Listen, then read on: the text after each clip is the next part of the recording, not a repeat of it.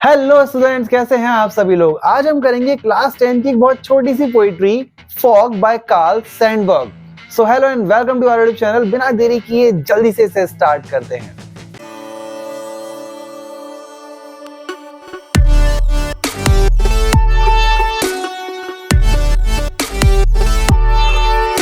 Fog. अच्छा, इस chapter के अंदर जो राइटर हैं वो फॉग को बताते हैं या कंपेयर करते हैं कैट के साथ कि जिस तरीके से कैट दबे पांव आती है वैसे ही फॉग जो है उसका बिहेवियर जो है वो वैसे ही कंपेयर किया गया है। तो लाइन बाय लाइन पढ़कर इसका पता लगाते हैं।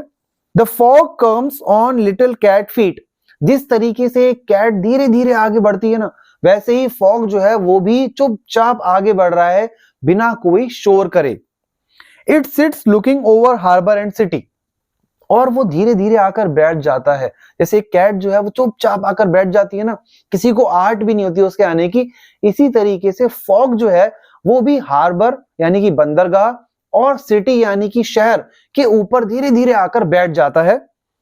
On silent haunches. जिस तरीके से कैट जो है वो अपने पैर फोल्ड करके बैठ जाती है ना, जैसे वो उसने भी अपने पैर वहां पर जमा लिए। अच्छा, इस पोइट्री के अंदर जो पोएट है वो ये कहना चाहता है कि जो फॉग है ना, यानी कि जो नेचर है उसमें बदलने की ताकत होती है। जैसे देखो, कोहरे के टाइम पर सारी चीजें छुप जाती हैं, जिन्हें हम जानते हैं वो भी हमें नजर नहीं आता। तो बिल्कुल वही नेचर यहाँ पे शो किया गया है कि जो नेचर है यानी कि जो फॉग है उसमें ये ताकत है कि जो चीजें हमें फेमिलियर है यानी जिन्हें हम जानते हैं उनको बिल्कुल स्ट्रेंज बना देना, यानी उनको हमारी पहुंच से दूर कर देना। और नेचर इस तरीके से चीजें बदल देता है, बिल्कुल बदल देना जैसे कि आपकी लाइफ में चीजें अनएक्सपेक्टेड तरीके से बदलती हैं, बिल्कुल वैसे ही। And then moves on.